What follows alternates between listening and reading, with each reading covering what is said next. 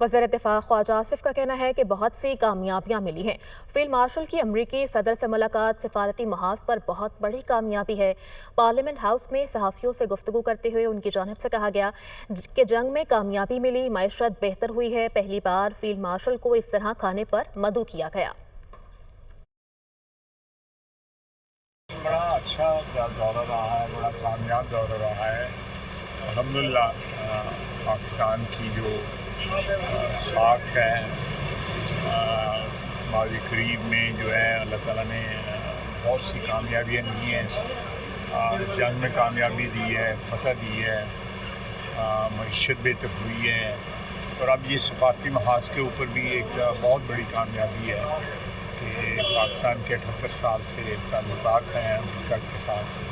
تو پہلی دفعہ آرمی چیف کو اس طرح کھانے پہ مدعو کیا گیا، اور اس کے بعد جس قسم کی پذیرائی ہوئی، بیانات جو اس طرح سے آ رہے ہیں، تو اس سے ایک بڑی کلیئرٹی سچویشن میں آ رہی ہے کہ پاکستان جو ہے ملیٹریلی، ڈپلومیٹیکلی اور اکنامکلی جو ہے وہ ترقی کی اور مضبوطی کی منزلیں طے کر رہا ہے۔